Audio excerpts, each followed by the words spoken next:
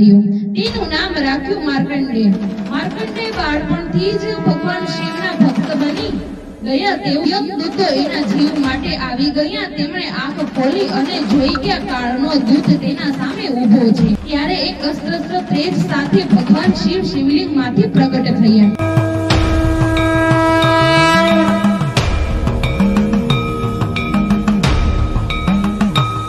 रामचंद्र भगवान की जय, कृष्ण कन्हैया लाल की जय, सत्य सनातन धर्म की जय, हनुमान जी महाराज की जय. ચાલો મિત્રો, આજે આપણે વાર્તા કરવાની છે માર્કંડ ઋષિ અને યમદૂતોથી બચાવ.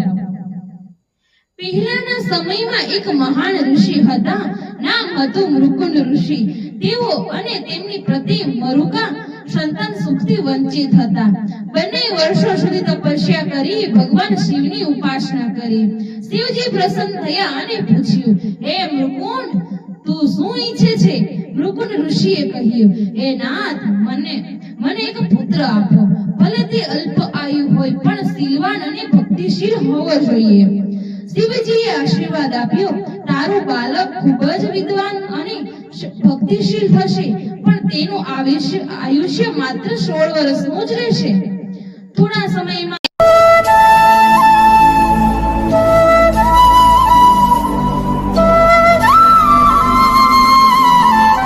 મરુકાને પુત્ર રત્ન પ્રાપ્ત થયો.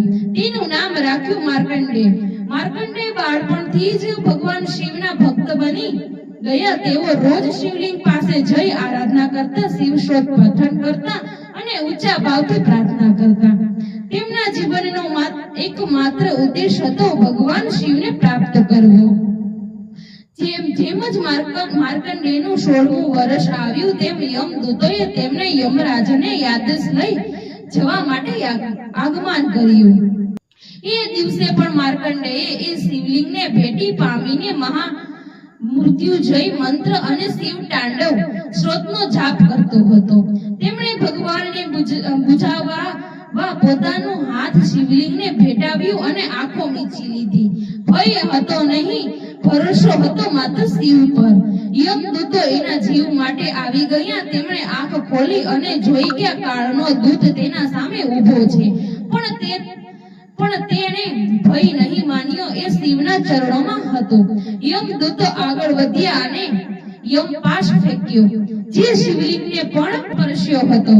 ત્યારે એક અસ્ત્ર તેજ સાથે ભગવાન શિવ શિવલિંગમાંથી પ્રગટ થયા.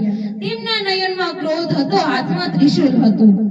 શિવજી બોલ્યા, માર્કંડેય મારો ભક્ત છે, તેના ઉપર યમપાશ ફેંકી મારી સામે અપરાધ કર્યો છે. શિવજીએ યમદૂતોને ત્રિશૂલ વડે ઘાયલ કર્યા અને યમરાજાને પણ ચેતવણી આપી, મારા ભક્ત માટે મરણના દરવાજા બંધ છે. જ્યાં સુધી તું ન્યાયથી ચલાવેશ ત્યાં સુધી સારું છે, પણ ભક્તના વિષયમાં તું નહીં બોલે. શિવજી માર્કંડેયના માથા પર હાથ મૂકીને કહ્યું, તારી ભક્તિ જોઈને હું તેને અમર થવાનો આશીર્વાદ આપું છું. તું દેવી તત્વોથી યુક્ત વિદ્વાન બનીશ અને તારું નામ યુગો સુધી જીવિત રહેશે.